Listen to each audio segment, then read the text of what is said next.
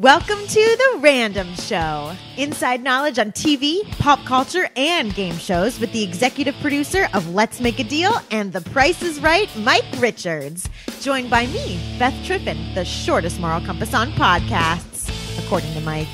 And now, The Random Show. Beth! Happy New Year! Welcome to the podcast. It's time for The Random Show. I'm Mike Richards, sitting right over there. Although she could be standing, she's just that short. It's Beth Triffin back for the new year. How are you? I'm really good. How are you? It's been an eventful time since we last podcasted. It's been very eventful. It's kind of amazing. We've covered a lot of ground. What have you done? Well, just if I could, I have a life other than The Price is Right. But there's been, I'm just kidding. I know. I don't. I know.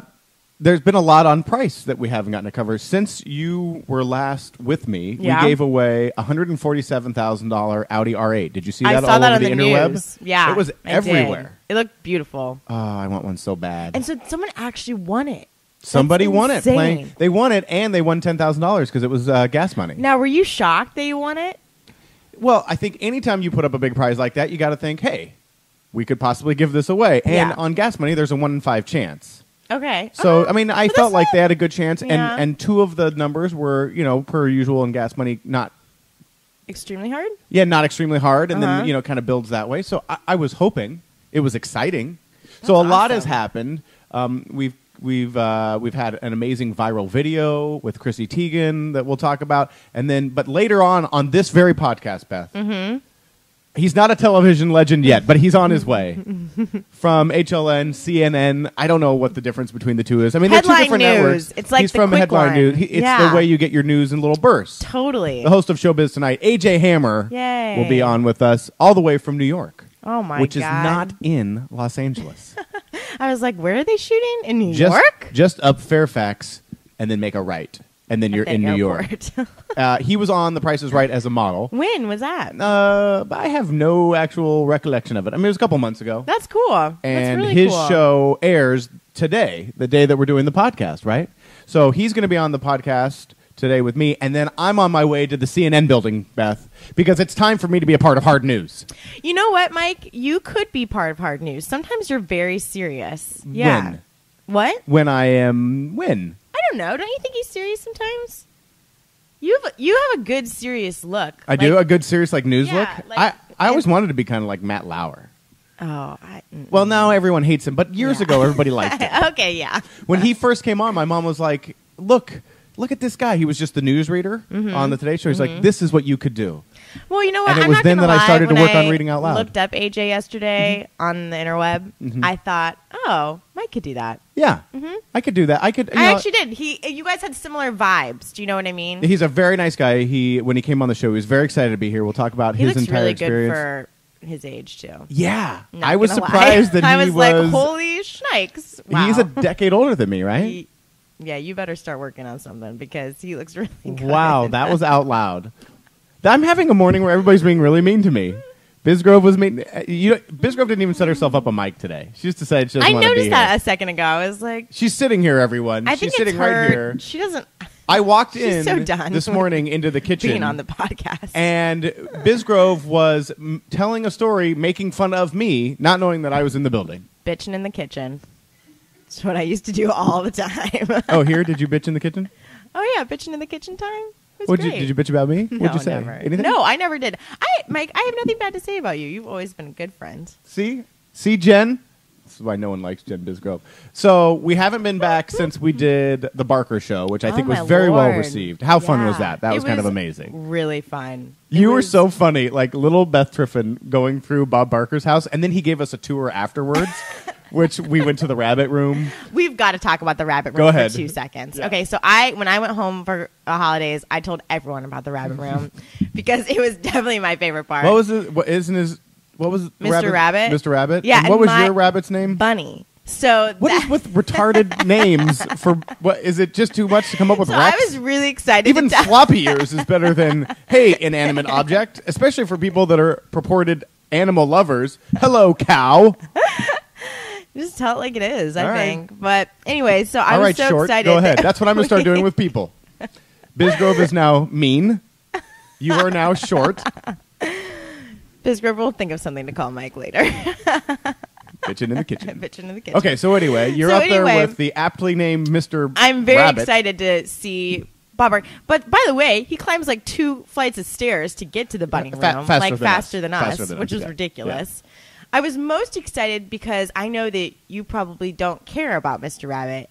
I'm not a huge animal person. So it's well really documented. Funny. So anyway, we walk in. But he has an entire room in Bob's house. Yeah. One rabbit. And so I asked him, because I remember he used to have more rabbits. So I was sort of like, oh, how many rabbits are in the rabbit room? Way to bring it up that they all died, Beth. I know. And he's like literally like, well, I only have one now. The rest of them died. And I was like, Same with his dog. Then you brought up his dog. And the dog had died. I know. And then the other thing that I think we're leaving out of all of this is that Beth walked in with this, as Beth tends to, with this jacket that's all over the top and has a fur collar. But, Mike, it's a fake fur collar. I don't wear leather or eat meat. So it's fake. You don't wear leather either? I just started giving that up about a year and a half You ago. are the worst person on the planet. You're sitting in a leather chair. I thought that'd be ridiculous if I ate meat and then wore leather. That's hypocritical. It can't be cold. I do faux leather. It doesn't look that great, but I don't care. Yeah, that's why it's called faux leather. Anyway, cheaper. There you go.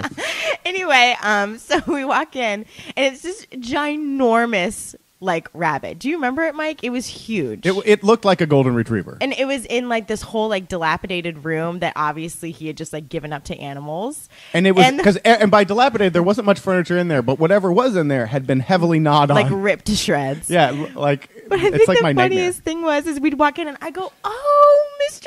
Rabbit. And Bob goes, yes, he's sleeping. But the weird thing was that his eyes were wide open. And so I'm just like, okay, yeah, he's sleeping. And Mike, you go, no, his eyes are open. And then Bob goes, no, he's sleeping. And I just go, well, agree to disagree. Because the rabbit's looking right at me and it's wide awake. No, it's sleeping. But it was so. I mean, here this guy just lets us into our house. I mean, Bob doesn't know us that well. I mean, I wish that and just gives us a tour. We've been able to get a video of the room that we were in because all of the Emmys that were in there, and then the model of his ship was in there. Yeah, you love the ship. You went on and on about the ship. I was so obsessed with the ship.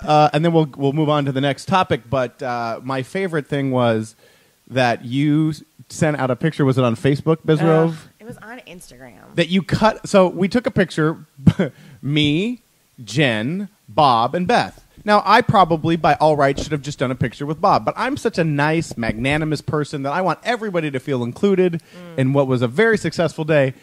Beth sends out a Facebook picture where she has cropped Bizgrove and I out of the picture. Well, I took it off about 2 seconds later because Bizgrove was like, hey, don't post anything. So then I took it off. And then when I reposted it, December 12th or whatever it came out, I put everyone in it. But what was the thought of just cutting your good friends out? What were we just weighing you down? Well, I felt like it was your moment. You know what? I don't know what I felt like. I'm sorry. I mean, I can't even imagine. It's like, oh no, and now the Vita Coco water just spilled all over the place. She's a mess. This is fantastic. There's Vita Coco water everywhere. Everyone.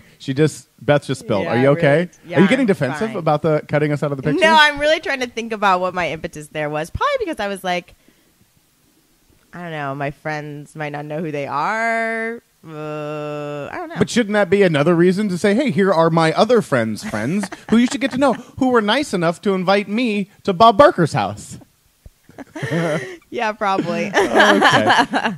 And then we're going to get to a Beth story ever told if we have time. I'm worried because AJ Hammer, I think, is going to be a fantastic guest. You guys, it'll be good this week. It can be good next week. Yeah, but but I think people clamor for the Beth story ever told. Oh, okay. Real quick, how's the nut business? I heard there is a distributor for nuts now.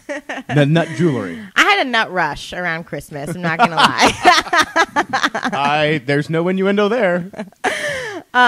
Yeah, actually, I think I got most of my January rent off of nuts.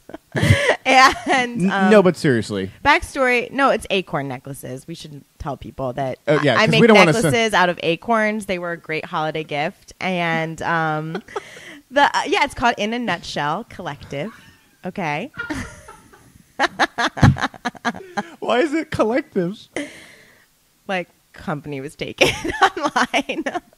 company was like taken online or something. So the In a Nutshell Collective. Yeah. It sounds well, it's like more like a cult. No, it's more like an artistic Eat the acorn, community wear of it. me and my mom. But yeah, no, we found our first like very upscale, like bougie store to sell them in. And how much will a acorn jewelry? How much is like a nice necklace? Oh, we try to do it pretty cheaply. Like I would hope so because your main, material is acorns, and they tend to just fall off of trees. You have to buy chains that are either like, when they say, that doesn't just grow on trees, yours actually does. Right. It does. It does. Yeah. That should be our new slogan. Yeah. I always try to buy something where I can give. Does grow on trees. Beauty does grow on trees. In a Nutshell Collective. In a Nutshell Collective. It's a mouthful. In a nutshell. It's called In a Nutshell. But I like collective. It's much better. Okay, good. It sounds like there's like the point is you can buy it. You can. It's like I think we have 3 different lengths, and I think the most expensive is 19, and the least expensive is 15. So hand me a 20, get some change for a latte. Wow. That's a good price. That's a latte good deal. Well, that's exciting. So you made some money off of it. Yeah. So that's good. Yeah. We'll get to the best story ever told. I need to tell my story, and then we need to get AJ. Okay, great. It's very important, Jen Bisgrove. That Jen Bisgrove's going to be the move on thing. But I need to tell you, I have a story. Oh, please. I saw a great white shark in the water over the Christmas break. Did on you? My paddleboard. Did you see that Yahoo picture that kind of went viral everywhere where the kids are playing in the surf and then the shadow of the shark is behind it? Yeah, I think I did see that. Here, Bisgrove, let's see if we can find it for her since she didn't see it. Let's see. So we'll have to post this. I'll have to figure out how to show people that are listening to the podcast this. Oh my God, no, I did not see that. Yeah. Wow, that's shot right in front of our place in Manhattan Beach. Is it? Yeah. So I do this whole thing. Steph shows me this picture. Everyone's freaking out, and I go, "Listen, it's not a shark. Okay, sharks don't get that close to the waves. It's a dolphin." And in fact, this became like a kind of a national headline. It went everywhere, and people wrote stories. It's not really a dolphin. I mean, it's not really a shark. It's a dolphin. And I'm like going on and on and on, and telling my wife and my kids it's not a shark. Okay, look.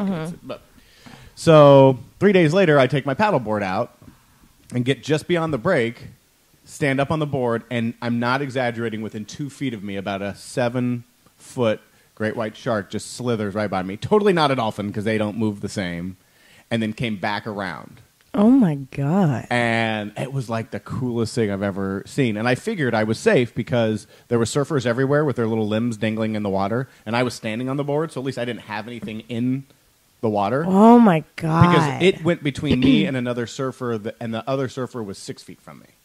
I mean, could it very easily just, like, eat, like, your board? Like, just, like, come up and be like, it wouldn't have been able to eat my board because it's a huge, thick paddleboard. It could have taken a wallop out of it. I mean, it could have ruined the board. But what he could really hurt was the surfer sitting in the water with his foot hanging down. Wow. If he's bleeding or he something could just like grab that. Oh, my God. Yeah. That is so funny. They don't tend to like humans. So I have a question. Down there in Manhattan Beach, do they like have like? Will the lifeguards then be like, "Oh, these are warnings. You guys." I should have can't be said in the something. beach. To be honest, I forgot to say something because I was like, "That is awesome," and then I kept going. I didn't go back in, and I paddleboarded down, and then on the way home, scared myself to death. I was riding my board. You have a little leash that goes around your foot, so when you surf it in, it doesn't hit people. And I caught the paddle on the leash, and then the leash thudded on the back, and I didn't realize that I had done that, and so I thought that the shark had come up to me and gone into my board, and I had a total freak attack. So is that the same one, or is there I don't know, and I don't even know that that's not a dolphin in the picture that we're looking at. Yeah. I saw a great white shark. How great that's is that? really cool. And then the next day, I saw the Knight Rider car. For real. You could be in like a lot of sequels. I want to be in all of them. Should we get AJ Hammer on the phone? Yes. Ladies and gentlemen, AJ Hammer is here. Yay. Yay! AJ, how are you? I'm good. You guys have no idea. I'm literally still smiling since seeing you when I was on the set of The Price is Right. You know, what was so cool about having AJ on, the host of Showbiz Tonight, is that he's seen a lot of showbiz things, right? Yeah. I mean, you've been on just about any set you've ever wanted to be on, interviewed just about anyone you've ever wanted to interview, and yet, after all of that, after years of hosting entertainment shows and seeing everything, I could tell you were almost giddy, like a kid. Isn't that crazy?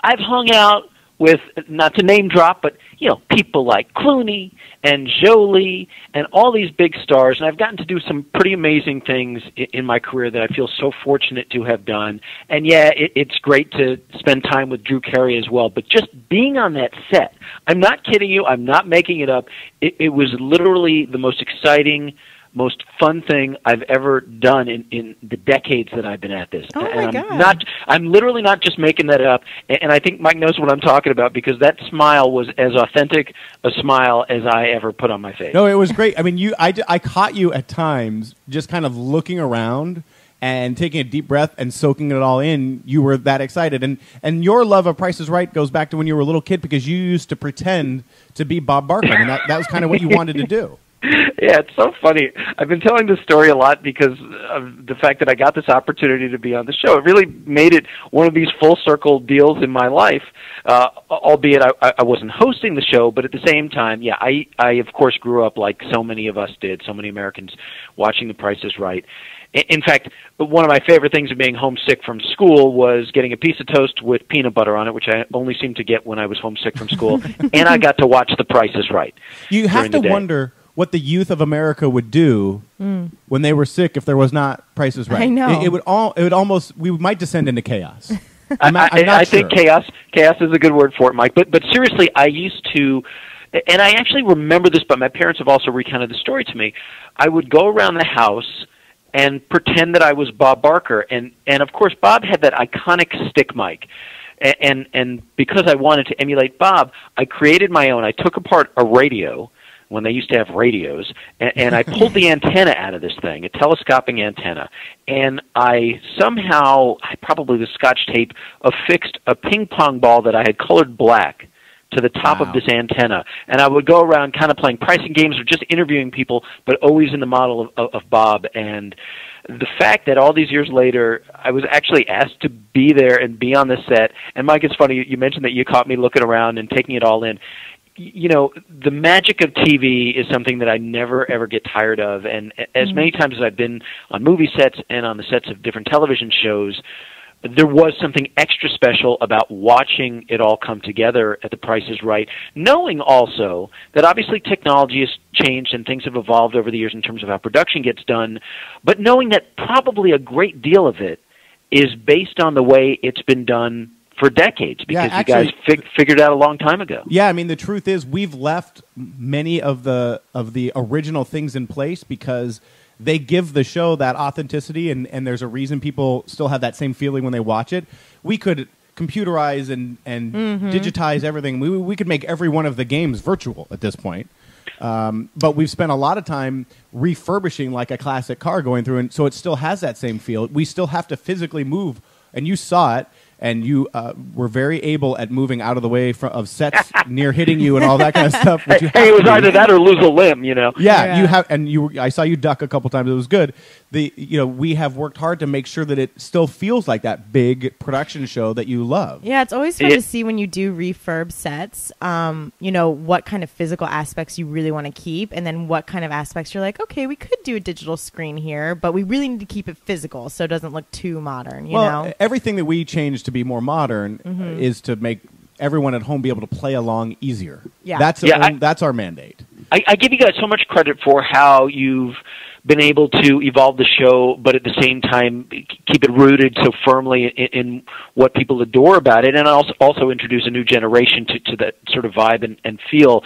But again, not just in terms of what we see on the screen, but in terms of the production methods and the guys. And it was so cool talking to these guys, these stagehands and other people there who have been there, for decades now, and they've been doing it the same way for decades. And what was clear in talking to them and looking at their faces is this was not an ordinary TV job. I've been on so many sets where, quite frankly, you have a lot of people who forget how lucky are we that this is how we get to make a living. And there was just a smile. It seemed like on everybody's face, and like mine, it was not put on. Yeah, no, we have, and actually, Kathy Griffin was on just the other day, and when Drew asked her what is something that you see behind the scenes that you wouldn't know, her answer was that everybody is rooting for the contestants to win and playing along. You would think that everybody would be jaded at this point after 42 years, and we're not. I caught myself banging the table yesterday during a taping because someone almost spun a dollar. And I had to laugh. I'm like, how many thousands of these have I now watched? Seen, yeah. And I'm still going, oh, come on. How does that So what happens?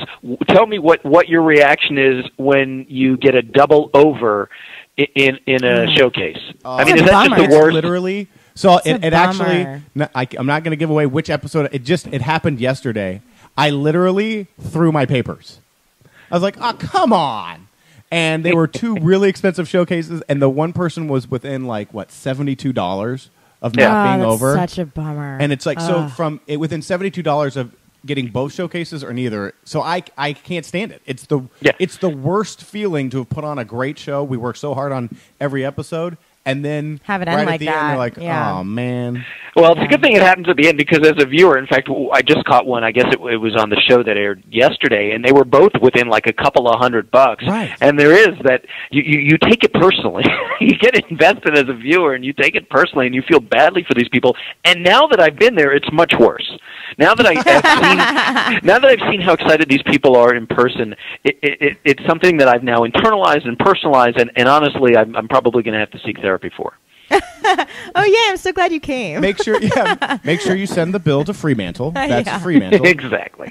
So now you were on to be a part of the show, to show off personality, to have fun, and to model. And this is not the first time you've modeled.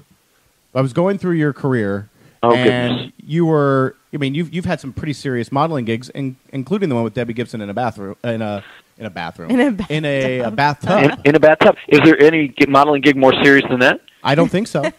Yeah. How would you say Price is Right compared to that? I would say it was an entirely different experience. There were more clothes involved at Price is Right for sure.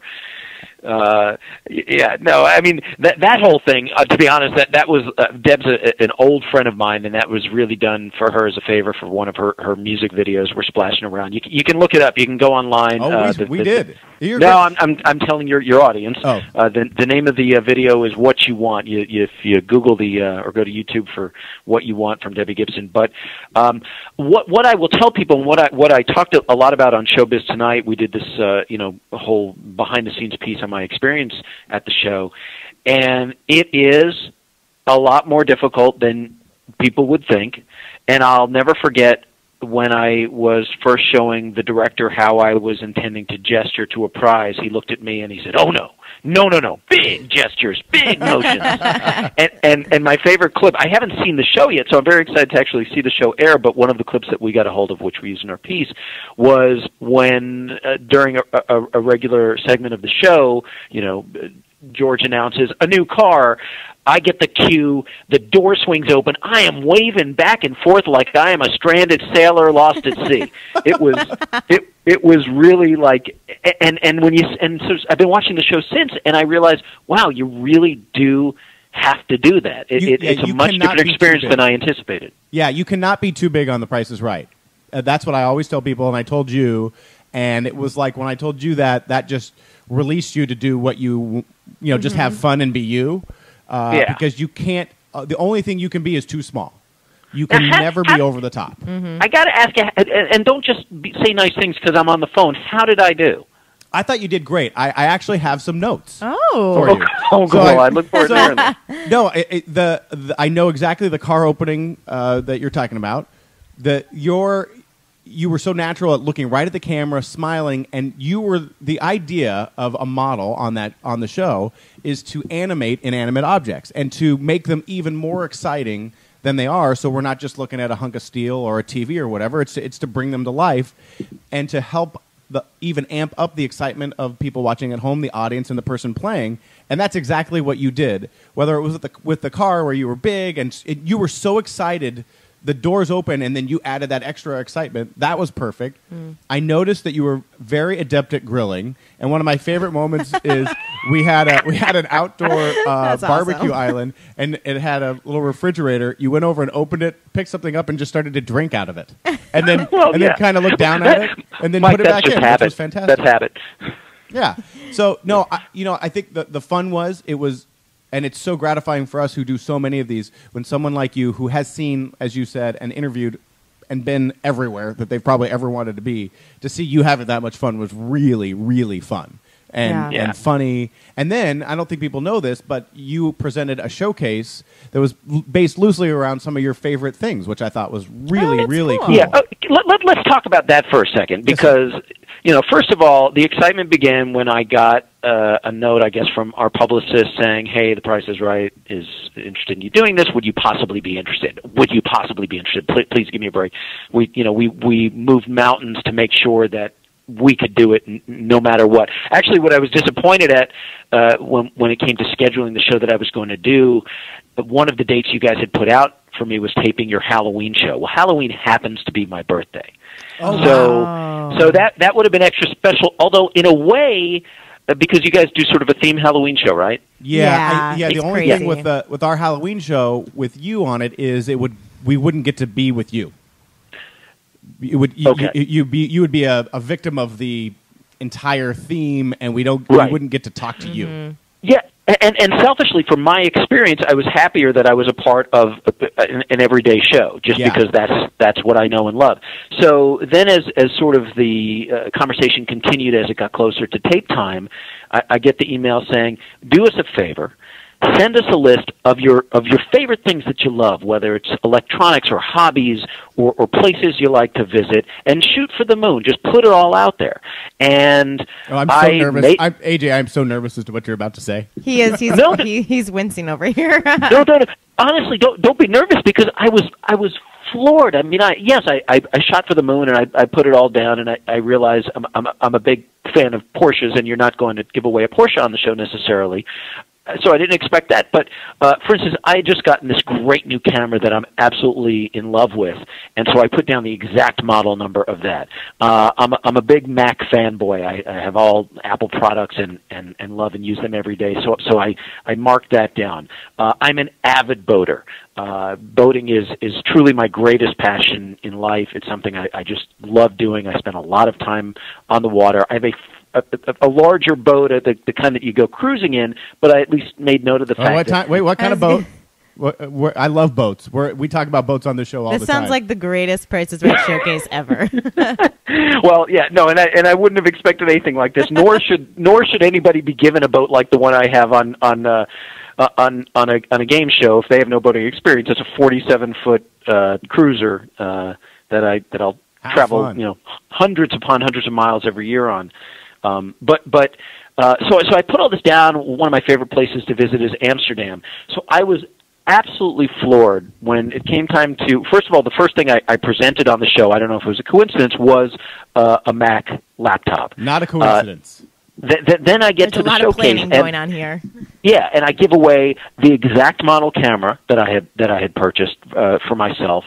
I give away a trip to Amsterdam, which is one of my favorite places to visit, and you guys had a damn boat. I was just shocked and so taken by the level of detail. And never did we say, I don't believe, and correct me if I'm wrong, like never was it said these are a bunch of AJ's favorite things. I mean, I sort of introduced it that way.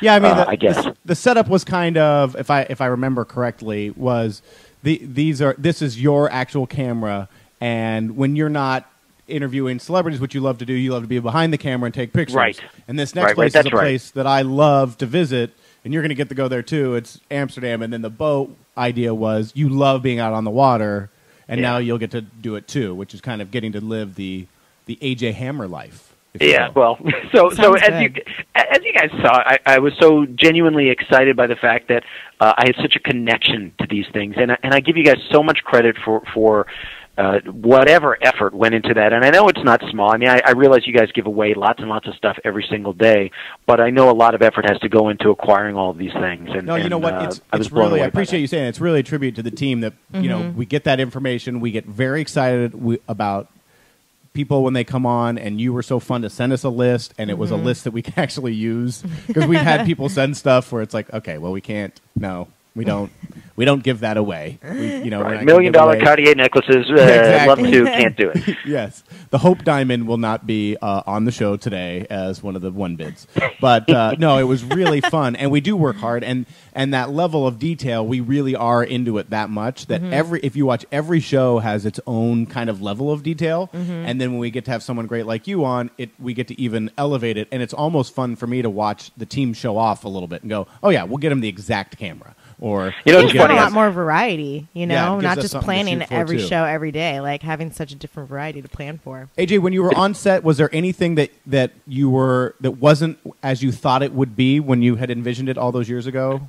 Well, I think you probably get this from a lot of people, and I should know better, again, with the amount of time I spend on different sets, but the studio itself is smaller than I imagined. Yeah. A lot, yeah. Number one, in terms of just even the audience size, it seems like it's triple that on TV.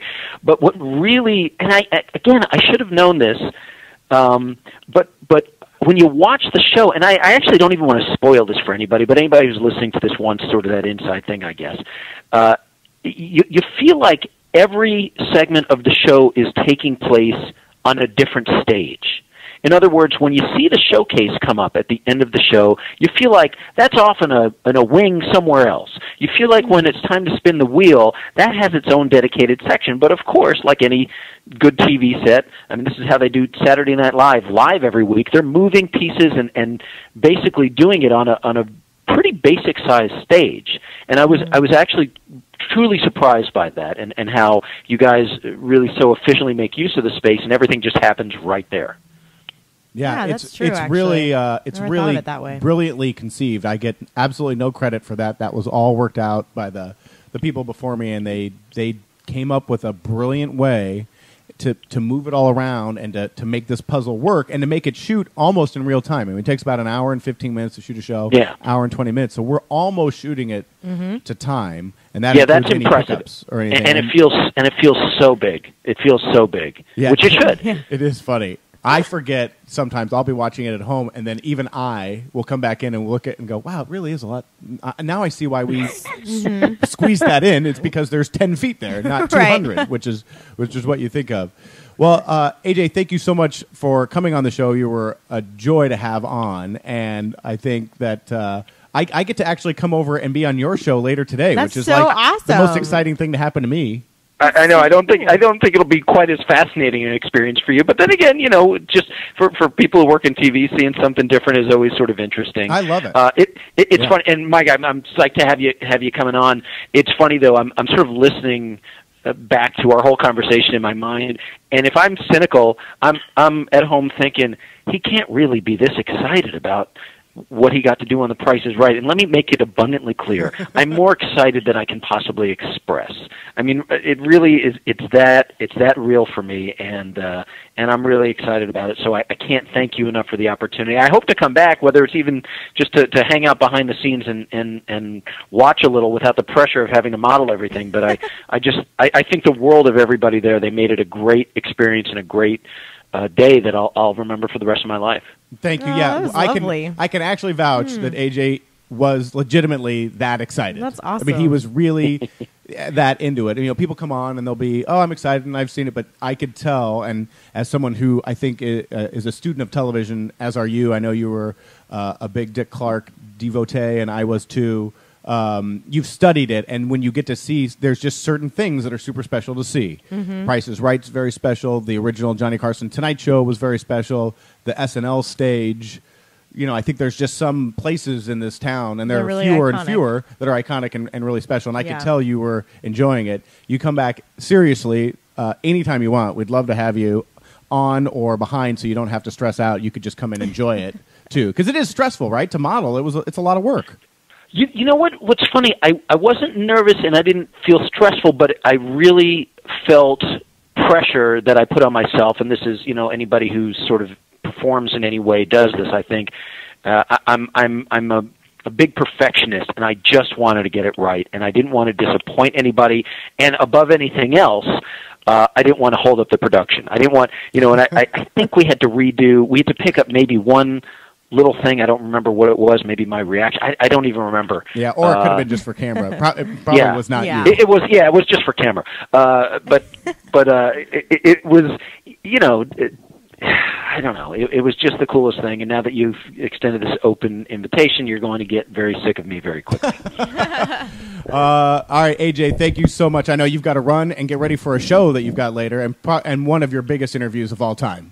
Yes, I'm feeling the pressure about that. This was a good little warm up. Yeah, it got you. Yeah, you got your juices flowing, and thank you. And no wonder that you've been so successful and your longevity, because you're such a nice guy and such a pro. So I appreciate that. Oh. Well, thanks, guys, and it was nice meeting you both. And Michael, I'll look forward to seeing you later, and more importantly, looking forward to watching my episode of The Price is Right. Yeah, on everybody, TV. you got to watch it because you'll see how excited he is to be here. It's awesome. Yeah.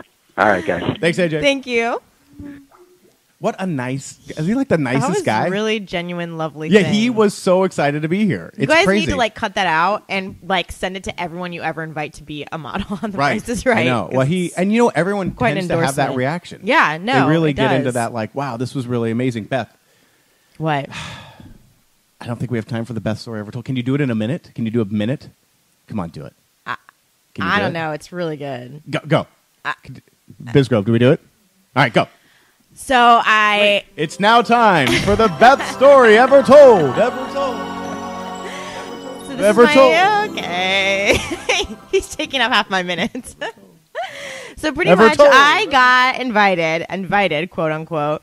My friend was like, "Hey, do you want to make $750 to go be a drug mule?" Yeah, to go be a part of CES, the Consumer Electronics Show in Las Vegas. And if you know Beth, you know that's exactly where she belongs. Because one time she was able to turn on her computer on her own. Yeah, bad. She could probably really talk shop with and the I was folks like, there. well, what would we do? And she was like, well, my brother works PR for this company, and they are debuting a robot. And I was like, great, I'm coming. And so when I think of a robot, I think of like a mechanical person, right? Like doing things. Yeah, C-3PO. Right. That's a Star Wars reference. Okay, I didn't know that. So anyway, I can't work like this. It's not a robot. It was not the robot like I was thinking. It's like the size of a golf ball. Oh, and what it does is it doesn't matter. It reads lines and colors and all that crap. So anyway, I wish you were helping to sell my robot.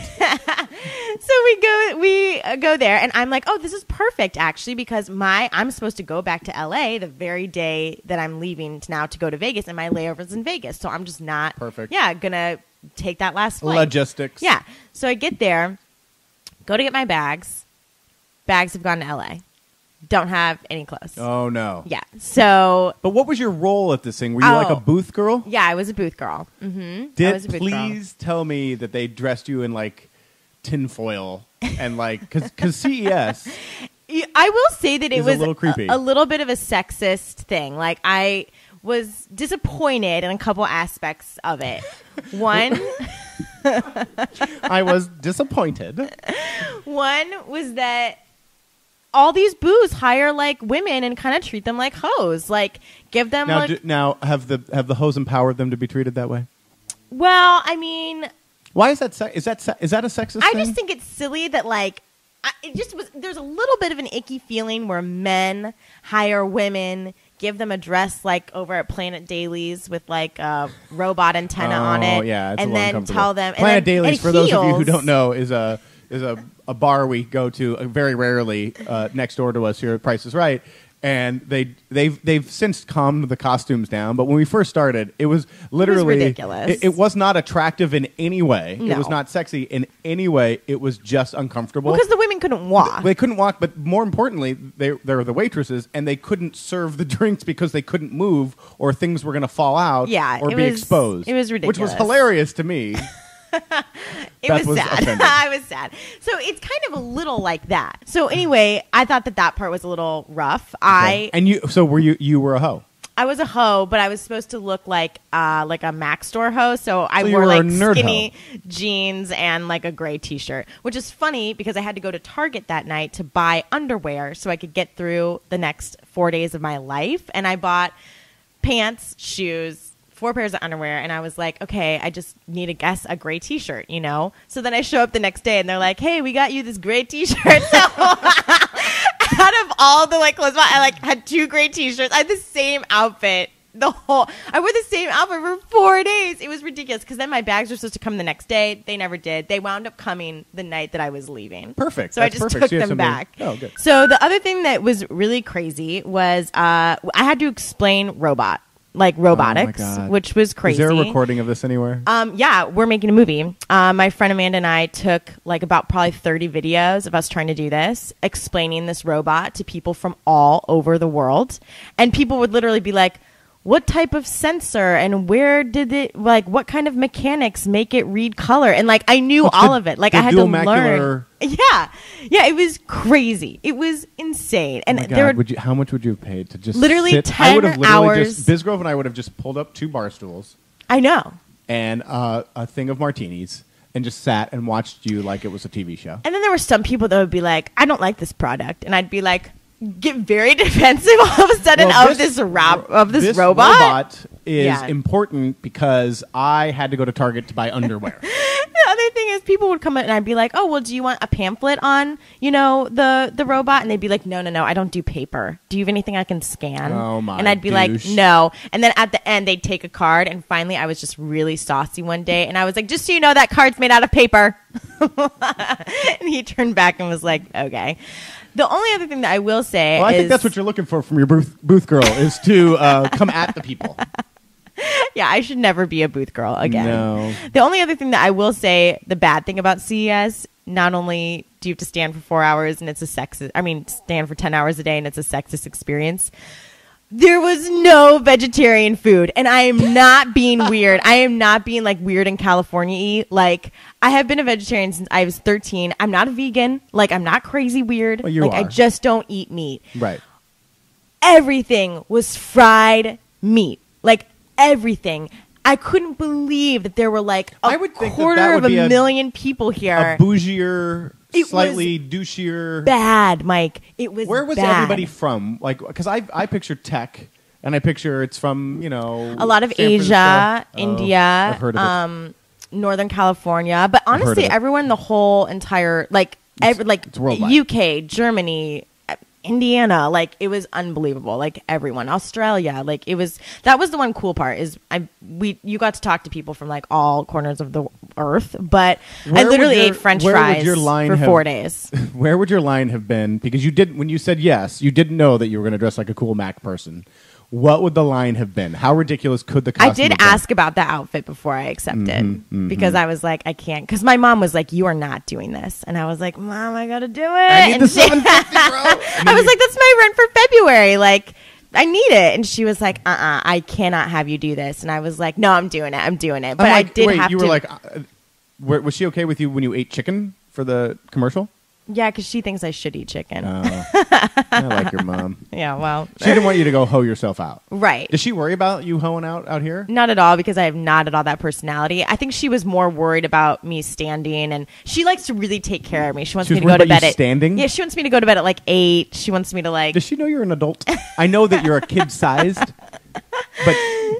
Yeah. No, I mean, she's very much just wants me to be safe. I have to see the footage of you selling a robot. Oh, yeah. That would be... Because literally, turning on your computer at times is an experience.